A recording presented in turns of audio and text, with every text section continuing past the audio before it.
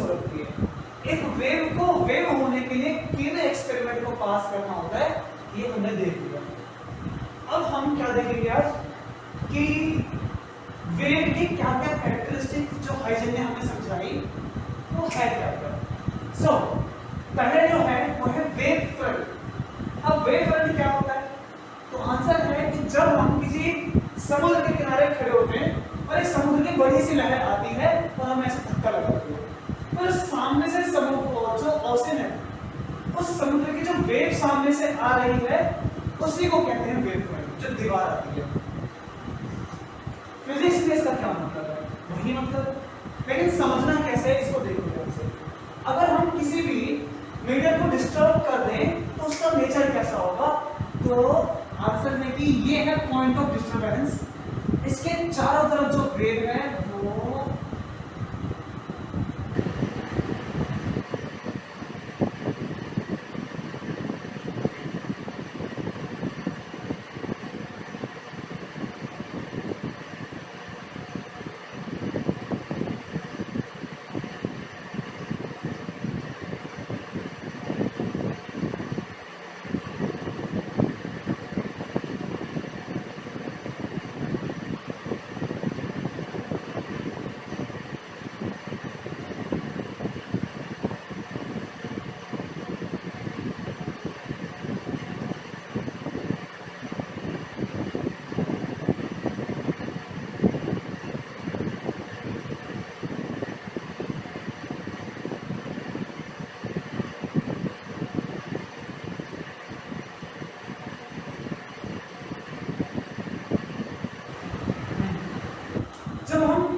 Wave को disturb करेंगे उसको हम आगे नहीं चलाएंगे, उसको एक पॉइंट से डिस्टर्ब करेंगे तो उसमें जो उसके आसपास के वाटर होगा, जो मीडियम होगा, वो ऐसे करके ऑसिलेट करेगा।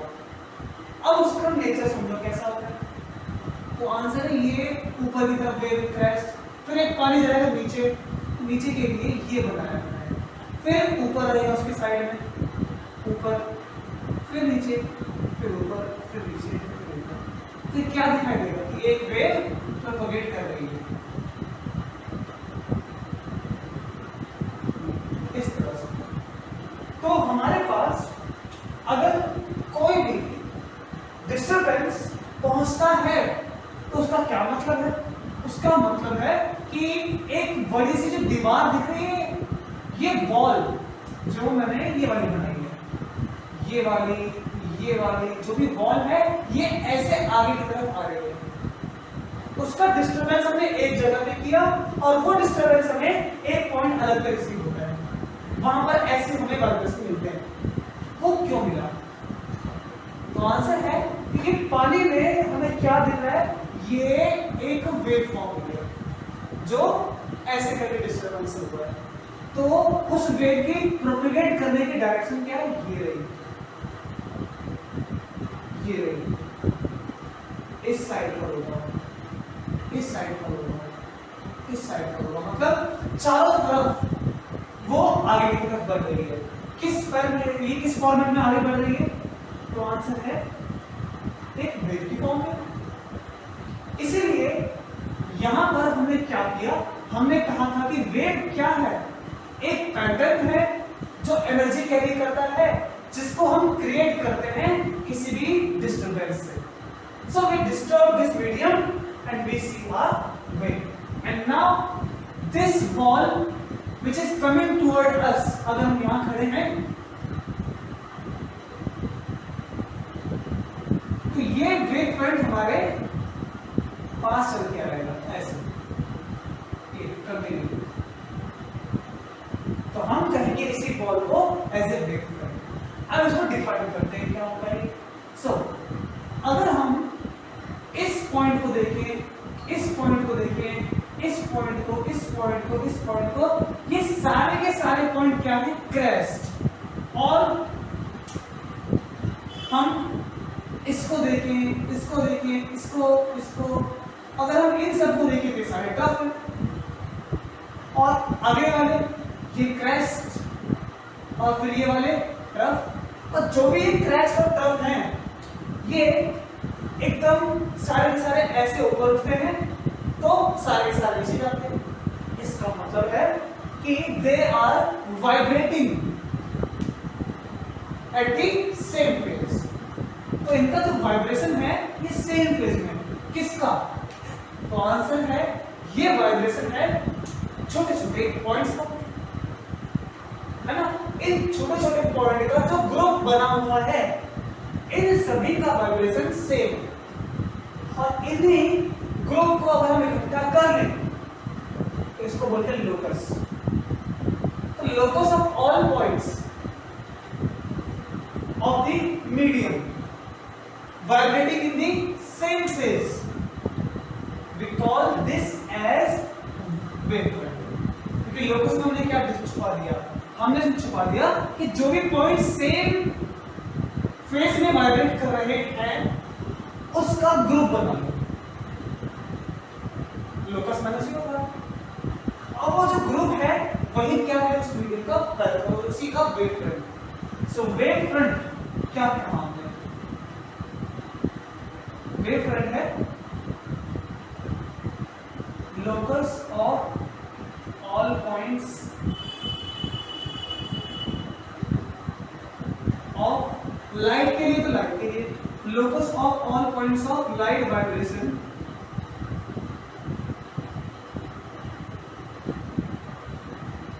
which are vibrating in the same phase.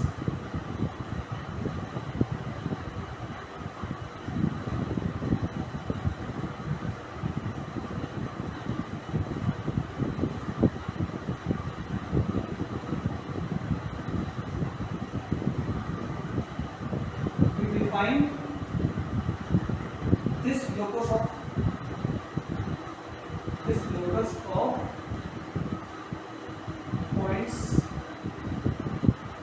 points of light vibration as wave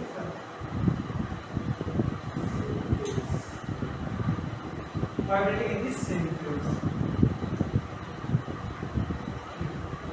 So locus of all points of light vibration. तो ये locus है सभी light vibration का which are vibrating in the same phase. So इसी locus of point all points को, locus of all points of light vibration को हम इस टर्म में क्या कहेंगे? वेवफ्रंट। वाटर की होगी तो locus of all points of medium which are vibrating in the same phase, यही है वेवफ्रंट। अब ये वेवफ्रंट की कैरेक्टरिस्टिक क्या है? तो पहली कैरेक्टरिस्टिक जो हमें यहाँ से देखने को मिलती है, फर्स्ट कि जो भी वेवफ्रंट बनेगा वो प्रोपगेशन ऑफ वेव की जो डायरेक्शन होगी इसके परपेंडिकुलर होगा। ये है प्रोपगेशन, तो इसके ये और यहाँ से ऐसे, तो ये सारे के सारे वेवफ्रंट में सर्कुलर बना है। सर्कुलर इसीलिए बना है ये क्योंकि ये है डायरेक्शन ऑफ प्रोपगेशन, तो इस डायरेक्शन के परपेंडिकुलर करना है सर्कल करेगा। फिर से हम जानते हैं इस बात को, इस सर्कल में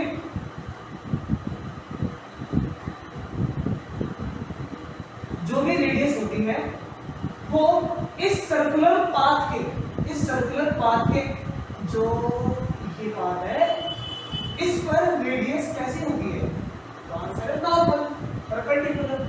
इसीलिए अगर ये सर्कल है तो इस पर ये हमने चारों तरफ जो प्रोपगेशन डायरेक्शन बनाई है वो सर्कल क्या कहलाएगा? इसमें क्या कहलाएगा? Wave front. तो रेडियस को कह लो नॉर्मल या फिर वेव फ्रंट को प्रोपगेशन ऑफ डायरेक्शन के नॉर्मल कह लो। देखिए तो वेव फ्रंट की पहली कैरेक्टरिस्टिक क्या है? तो आंसर है कि वेव फ्रंट इज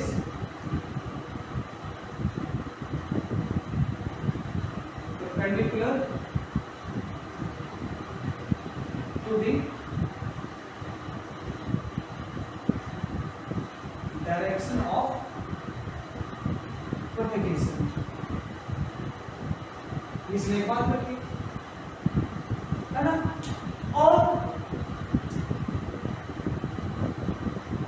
जो वेव फ्रंट बने हैं इनकी स्पीड कितनी होगी। अगर लाइट है तो speed of wave front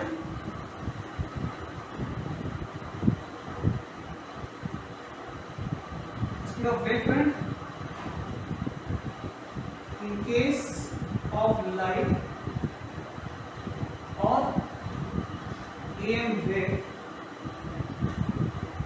is 3 times 10 to the power 8 meter per second. Now, number 3.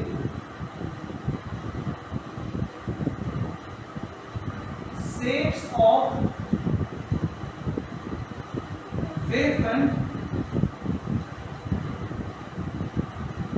depends on the source of radiation.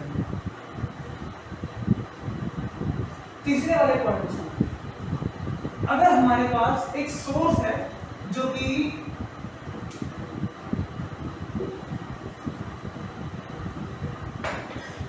Light को, ये फर्स्ट केस जहां पर सोर्स कैसा है तो आंसर है स्फेरिकल, तो उससे वेवफ्रंट स्फेरिकल में बनेगा। या फिर एक पॉइंट सोर्स ना, एक point source, shape of wavefront कैसी है, shape of wavefront is spherical. Now अब हमारे पास वेवफ्रंट और सोर्स की जो शेप है वो है एक लाइन। हम यार ऐसा मान लें कि एक ट्यूबलाइट, तो यहां पर हर छोटे छोटे पॉइंट्स, इस पर इस पर इस पर इस पर, ये सभी के सभी एक्ट करेंगे एज ए पॉइंट। ठीक है, अगर ये पॉइंट की तरह एक्ट करेंगे तो इस पॉइंट से जो स्फेरिकल वेवफ्रंट बनेगा वो कैसा होगा, स्फीयर। इससे भी कैसा बनेगा स्फीयर, इससे भी कैसा बनेगा स्फीयर। मैं इसको 2D में बनाता हूं, कैसा बनेगा।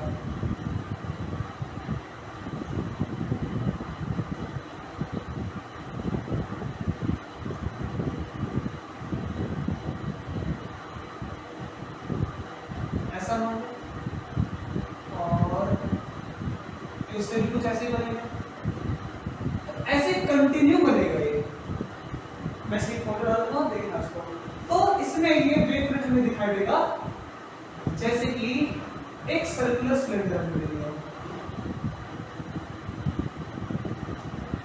हमें ये वेवफ्रंट सिलेंड्रिकल दिखाई देगा। ठीक है, सोर्स कैसा है, लाइन सोर्स। तो वेवफ्रंट कैसा है, इसमें सिलेंड्रिकल वेवफ्रंट।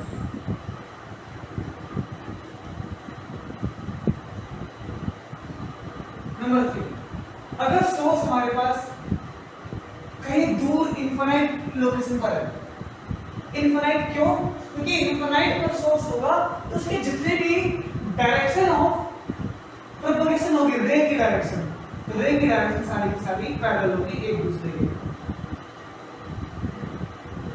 राइट, ये सन से लाइट आती है, तो सोर्स कहां पर है, एट इनफाइनाइट।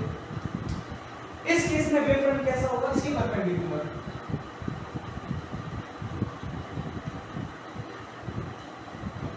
ऐसा बनेगा,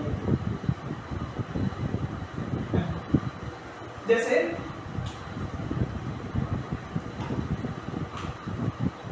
ये एक वेवफ्रंट है, इसको पार करते हुए जो भी जाएगा तो ये रे होगी, direction of propagation. So this will be the shape of wavefront. Therefore, the shapes of wavefront depends on the source of radiation. जो रेडिएट कर रहा है EM वेव को, वो सोर्स खुद कैसा है इस बात पर डिपेंड करेगा कि वेवफ्रंट की शेप कैसी होगी। ओके, अब इसके लिए हाइजन ने हमें थ्योरी बताई थी कि वेवफ्रंट के बारे में और क्या क्या कहानी है। So let's see that.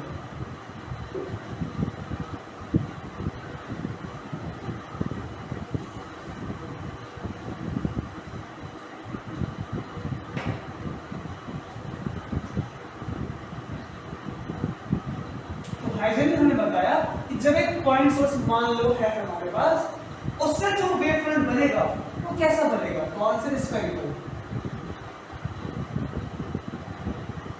अभी हमने समझा था स्फेरिकल बनेगा। तो हर एक वेव फ्रंट पर छोटे छोटे ये पॉइंट्स होंगे,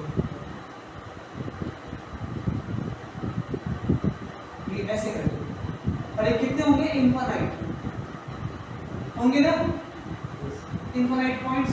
अब ये जो पहला सोर्स है इसको हम कहेंगे primary source of wave front. उसके बाद जो बनेंगे, अब आने वाले वेव फ्रंट को ये सब जन्म देंगे, ठीक है? तो इनको इस केस में कहेंगे सेकेंडरी सोर्स, और इनको कहते हैं छोटी छोटी वेवलेट्स, छोटे छोटे। अब इनसे कैसा बनेगा नया वेव फ्रंट? तो इनके थ्रू ये एक वेव फ्रंट डेवलप होगा, ऐसे करके होगा, ऐसे करके, फिर दूसरे वाले से होगा इसी तरह से। मैं पास नहीं बना रहा, तो दूर समझ लो इसको, ये ऐसे डेवलप होगा, फिर इससे भी डेवलप होगा एक वेव फ्रंट। अगर मैं बनाते जाऊंगा तो बड़ा होता जाएगा, मैंने केवल अभी दो बनाया समझाने के लिए। अगर मैं इन सभी न्यू वेव फ्रंट की टेंजेंट को जोड़ दूं, ये